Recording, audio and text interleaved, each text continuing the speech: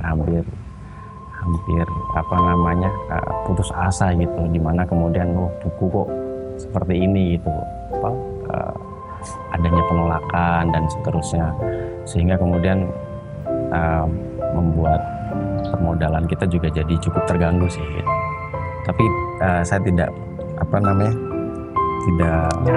tidak putus asa dengan itu. Saya coba lagi, saya apa namanya berusaha lagi bersama teman-teman tim yang lain.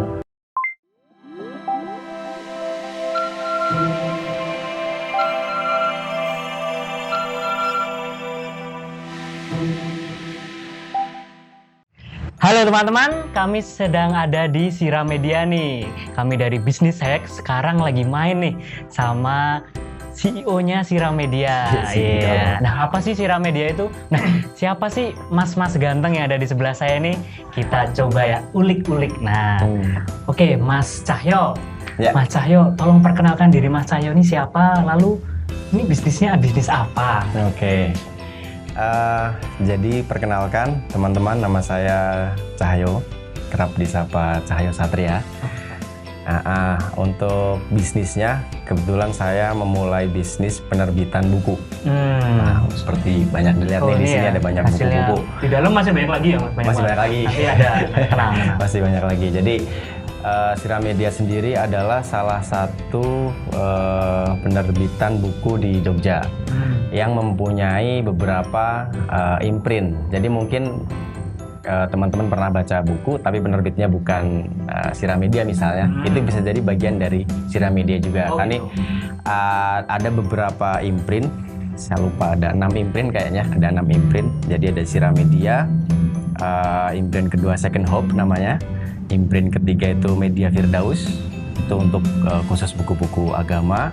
Kemudian ada Immortal Publishing, kemudian ada Arya Media Mandiri dan Bright Publisher. Ya, ada 6. Ada 6. Jadi sistemnya gimana, Mas? Maksudnya Sira Media ini berarti kepalanya ya? Dia rumah besarnya. Rumah besarnya. Oh, gitu. Jadi biasanya kan buku ada beberapa kategori. Nah, kategorinya itu dibedakan nanti menurut imprint-imprintnya. Oh gitu. Nah, jadi menyesuaikan. Salah agama tadi di Media Firdaus. Gitu. Nanti untuk buku-buku self improvement masuknya ke Bright Publisher dan seterusnya gitu. Oh gitu. Ya, jadi bisnis penerbitan ya. Nah, Mas, bedanya bisnis penerbitan sama percetakan tuh gimana sih, Mas? Jadi ketika saya misal bertemu dengan kawan baru gitu, kemudian ditanya bisnisnya apa, saya jawab penerbitan, impresi mereka langsung ke percetakan. Nah, jadi kawan-kawan saya jelaskan di sini bahwa penerbitan dan percetakan adalah dua hal yang berbeda. Walaupun outputnya dari penerbitan itu juga hasil cetak biasanya dalam bentuk buku dan lain sebagainya. Nah, penerbitan itu fokusnya di pembuatan kontennya, naskahnya dan seterusnya. Kemudian kalau percetakan itu hanya mencetak saja. Dan percetakan biasanya tidak hanya buku, bisa digital printing ya, seperti banner dan lain sebagainya, itu bisnis percetakan. Nah, biasanya tapi untuk beberapa penerbitan memang mempunyai percetakan sendiri. Jadi ada penerbitannya, kemudian dia juga punya percetakannya. Khusus untuk bukunya itu. Biasanya khusus untuk bukunya itu. Jadi perbedaannya ya sebenarnya berbeda. Kalau percetakan itu jasa mencetak, salah satu outputnya bisa jadi buku gitu. Kalau penerbitan lebih fokus ke bagaimana membuat konten atau naskah itu yang kemudian diterbitkan sebagai buku gitu. Kurang lebih begitu. Oke, keren banget ya. Jadi itu bedanya, saya juga baru tahu bedanya itu, teman-teman. Nah, terus Mas Cahyo nih di Sira Media ini sebagai apa sih? Oke. Jadi saya yang mendirikan Sira Media. Jadi saya foundernya Sira Media. Sira Media didirikan tahun 2008 waktu itu. Udah 11 tahun dong, Mas? Hampir 12 tahun. Hampir 12 tahun. Hampir 12 tahun. Oh iya. Jadi Sira Media saya dirikan waktu itu 2008, kemudian berproses sampai sekarang 12 tahun. Kalau jumlah judulnya sih udah hampir ribuan judul mungkin ya. Ribuan judul ya. Tepatnya berapa kira-kira? Saya belum lihat database. Tapi ya ada banyak sekali. Ya, jadi saya foundernya Sira Media, kebetulan juga masih merangkap CEO. Jadi masih ngurusin operasional juga beberapa hal. Tapi sebagian besar sudah dikerjakan sama tim sih. Gitu. Oke. Nah, Mas Sahyo, Ya. selanjutnya nih, sekarang ini Siram Media udah di tahap apa sih? Maksud saya gini, mungkin ada pencapaian apa selama 10 tahun ini, sudah sampai sebesar apa? Ya. Nah, itu tolong diceritakan, Mas. Oke. Jadi Siram Media diawali di tahun 2008. 2008. Mungkin saya sedikit cerita dari mengapa saya mendirikan Siram Media gitu ya. Jadi sekitar tahun 2005, saya tuh hijrah ke Jogja. Dari Cilacap, Jawa Tengah. Cilacap, Jawa Tengah. Saya lulus SMA itu tahun 2005 memang. Waktu itu saya tidak punya biaya buat kuliah ya. Sehingga saya nggak mau harus bekerja gitu. Harus bekerja untuk mencukupi kehidupan saya sendiri dan syukur-syukur bisa nabung dan bisa kuliah gitu. Jadi 2005 saya ke Jogja, kemudian saya bekerja di salah satu kantor distribusi gitu. Gaji saya dulu tuh waktu itu 150.000 Mas per bulan. Hah? 150.000. Serius gak nih Mas? Serius. Itu 150.000 per bulan? 150.000 per bulan untuk perantau dari kota kecil gitu ya di Jogja. Kebetulan kakak saya ada di Jogja sebelumnya, kakak saya di Jogja dan saya nunut ngekos gitu istilahnya. Jadi kalau 150.000 kan nggak mungkin cukup buat hidup gitu ya. Jadi saya nunut ngekos di tempat kakak saya. Gaji saya 150.000 per bulan. UMR waktu itu mungkin sekitar 750 atau 650 ya UMR. Sekitar itulah tahun 2005. Kemudian di kantor itu saya jadi komisi C Mas. Komisi C. Komisi C. Apa Jadi itu kayak C? C tolong ambilin minum, ini ada tamu. Oh gitu ya, komisi C ya. Tolong buatin kopi ya. Tolong buatin kopi, ini ada tamu gitu. Ini di fotokopi ke sana, ini antar ke kantor pos dan seterusnya. Jadi bagian umum ya, apa aja saya kerjakan. Nah kebetulan kantor tempat saya bekerja adalah distributor buku. Distributor buku. Jadi saya punya beberapa teman gitu dari penerbitan, dari teman-teman percetakan, desainer dan seterusnya. Waktu itu saya melihat adanya peluang di situ, yakni jasa mendesain buku. Jasa mendesain buku. Jadi dari layout ataupun cover gitu kan. Tapi waktu itu saya juga belum punya kemampuan untuk itu. Pada akhirnya saya kursus desain gitu, kursus desain di salah satu tempat kursus di Jogja gitu. Saya kursus, kemudian saya lulus kursusnya.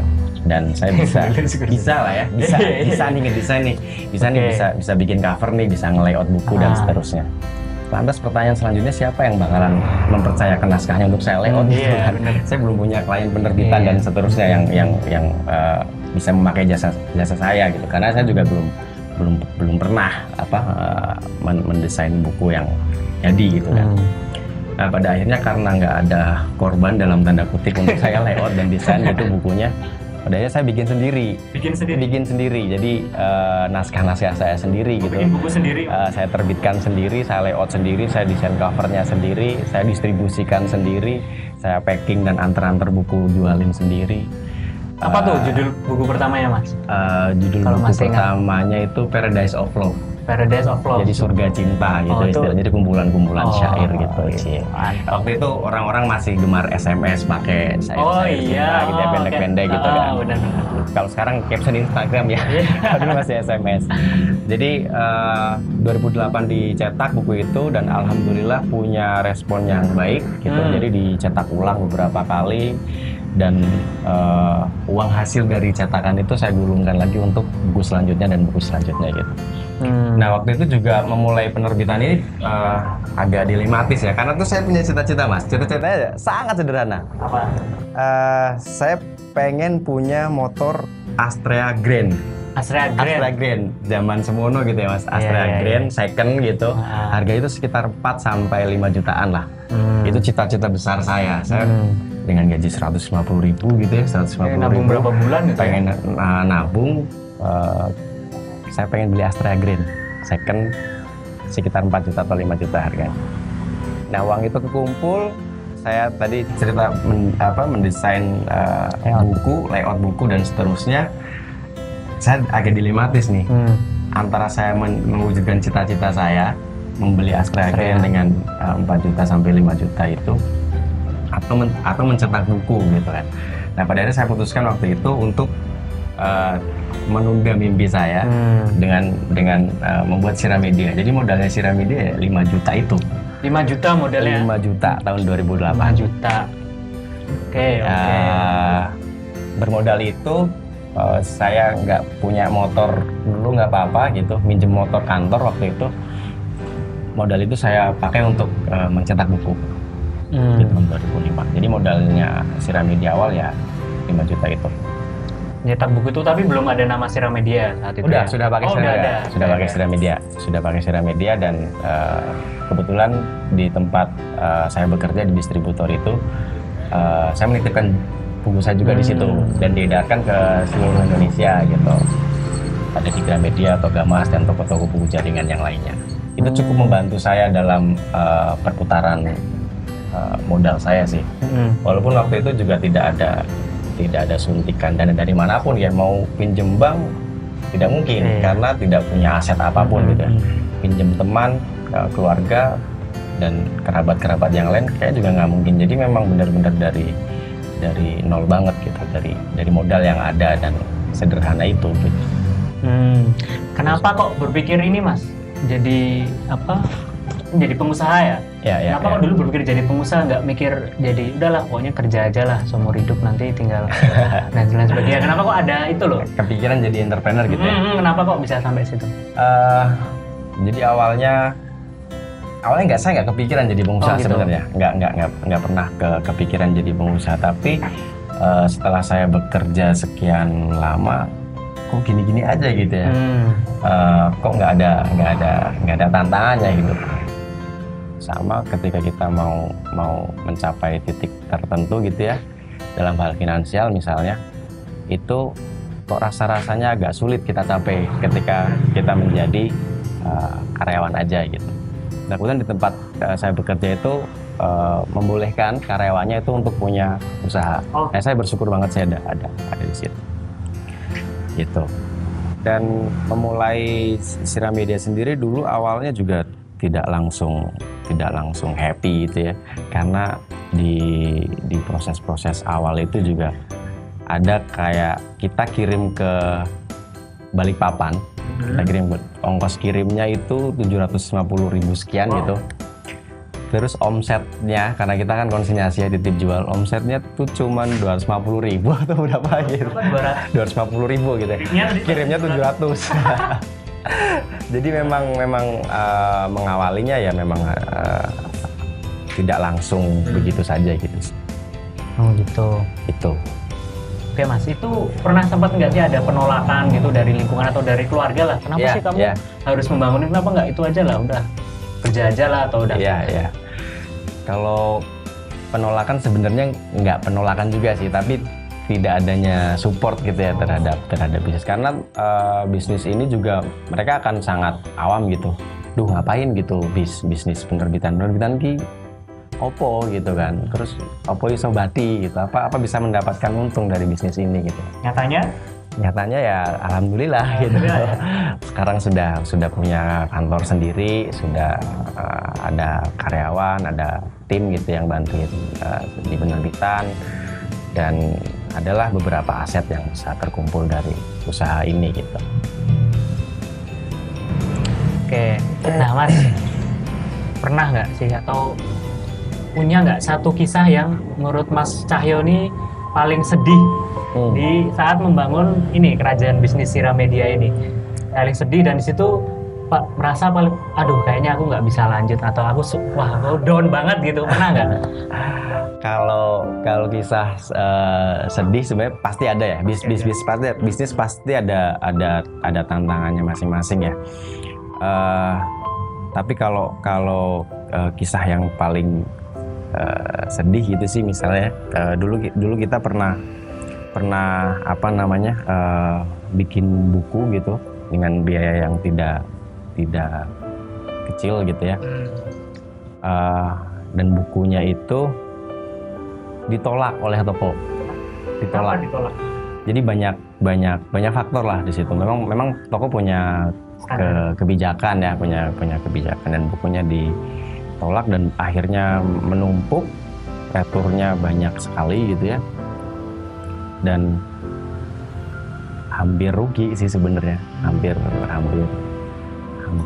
apa namanya, putus asa gitu, dimana kemudian buku kok seperti ini gitu, adanya penolakan dan seterusnya, sehingga kemudian membuat permodalan kita juga jadi cukup terganggu sih gitu.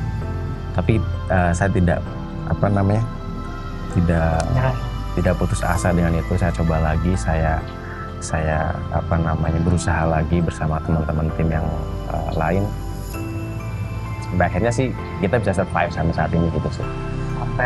Hampir 12 tahun. Ya pasti ada up and down lah ya. Tapi selama 12 tahun ini alhamdulillah sampai detik ini kami bisa survive sih. Wah, keren banget nih. Nah, ini Mas. Ini yang mungkin banyak ingin teman-teman ketahui nih ya. Kalau boleh tahu nih. Dalam sebulan nih. Waduh. Iya, ini udah mulai mengarah ke omset gitu ya. Tahu aja. Dalam sebulan nih, omsetnya berapa Mas? Kalau boleh tahu nih. Jadi kalau omset fluktuatif ya, pasti ada up and down gitu. Ya ada beberapa M lah gitu lah. Berarti udah mencapai M ya? Iya. Pernah paling tinggi berapa Mas kira-kira? Pernah kita 1 bulan itu omsetnya di 2,5 M. 2,5 M? Bulan. Gila. Itu kalau beli cilok banyak Mas. Bisa dibagi-bagi 1 RT. Iya. Oke. Nah, Mas Cahyo. Ya. Tadi kan katanya habis lulus SMA nih langsung ke Jogja ya, dan itu istilahnya belum punya uang, kalau mau kuliah juga bingung, mau ngapain juga bingung. Nah, itu gimana sih Mas? Maksudnya apakah sempat kuliah atau selama kerja itu atau gimana? Oh ya. Jadi memang saya 2005 lulus SMA, kemudian ke Jogja, tidak kuliah karena tidak punya uang untuk kuliah. Kemudian saya bekerja, saya menabung untuk bikin usaha yang seperti saya tadi ceritakan, dan pada akhirnya sih saya sempat kuliah di 2008 ya. 2008 saya sempat kuliah. Itu Sira Media udah berdiri dong 2008. Udah, jadi sambil memulai bisnis itu saya menyisihkan uangnya juga untuk kuliah saya. Jadi saya kuliah dengan biaya sendiri gitu, karena memang kondisi keluarga waktu itu tidak memungkinkan untuk menguliahkan saya gitu. Saya agak merasa kehilangan masa muda saya sih sebenarnya. Jadi teman-teman saya kan waktu itu lepas SMA gitu pada kuliah gitu kan. Ya namanya anak kuliah kan kerjain tugas, bareng-bareng nongkrong gitu. Sementara saya harus kadang-kadang lembur gitu di kantor sampai malam untuk kerja supaya dapat uang untuk biaya kuliah saya. Sempat kuliah, jadi saya sempat kuliah. Sempat lulus juga Mas? Iya, nah itu penting. Itu penting. Karena saya merasa kuliah dengan biaya sendiri gitu, saya bertekad untuk meluluskan diri sebenarnya sih. Jadi secepat mungkin, karena supaya tidak bayar terus gitu ya. Jadi saya lulus tepat waktu sih waktu itu. Dan saya ambil kuliahnya di marketing management. Jadi memang seperti bidang yang saya sedang geluti waktu itu. Gitu. Ngambilnya marketing management karena berhubungan sama bisnisnya ini ya. Mas Cahyo, keren banget sih tadi ceritanya, perjuangan dari awal sampai ini 12 tahun kan. Berarti kan udah istilahnya bisa dibilang sustain lah ya. Soalnya katanya orang-orang kata media itu bisnis biasanya nggak jalan lebih dari 5 tahun biasanya. Jadi kan ini udah keren banget. Nah, Mas Cahyo pasti kan dari banyak pengalaman ini, banyak yang dihadapi. Sekarang ini lagi zaman nih Mas, banyak orang muda, milenial yang ingin berusaha sendiri, ingin jadi entrepreneur. Nah, dan kadang-kala mereka udah mulai terjun, tapi mereka merasa, wah ternyata jadi entrepreneur kok sulit ya, nggak kayak orang-orang yang di TV-TV itu mungkin atau di media-media. Nah, jadi gimana Mas motivasinya, atau mungkin punya kalimat tamparan ya buat mereka seperti apa untuk menyemangati, untuk memecut mereka ini? Oke. Jadi kawan-kawan semua yang akan memulai bisnis atau baru memulai bisnis, Kalau saran saya sih sebenarnya ini terutama nih banyak yang pertimbangan-pertimbangan kan apa-apa kan sekarang mau maju mundur mau usaha tapi takut rugi dan lain sebagainya. Saran saya mulai aja dulu. Jadi mulai aja dulu, coba aja dulu. Gagal coba lagi, gagal coba lagi. Saya tidak menyebut itu gagalan sebenarnya. Belajar lah ya, itu proses belajar. Kalau bisa, kalau kata Jack Ma itu lakukan sebanyak mungkin kegagalan malahan gitu ya, mumpung masih muda gitu. Jatah gagal ya. Habiskan jatah gagal, sehingga jatah gagal sudah habis. Kalau untuk entrepreneur yang sudah memulai berbisnis atau baru memulai berbisnis dan merasa begitu-begitu aja gitu ya, merasa begitu-begitu aja.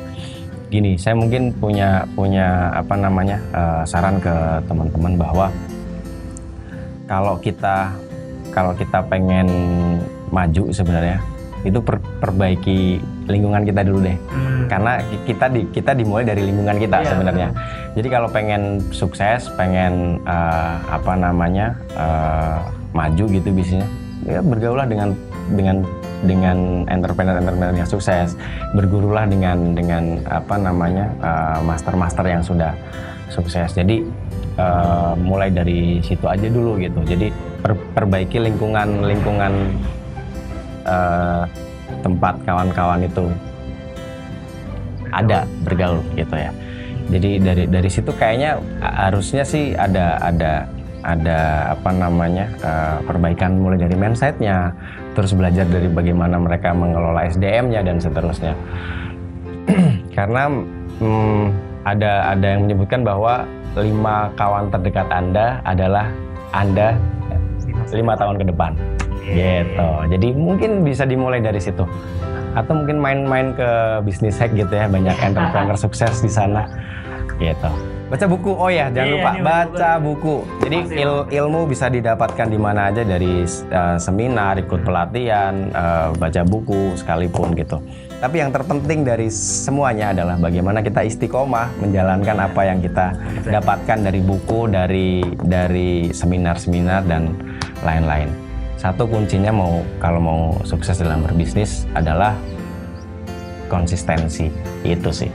Ilmunya banyak macam-macam diterapkan 2 hari selesai, 2 hari selesai, nyerah, konsisten aja. Konsistensi.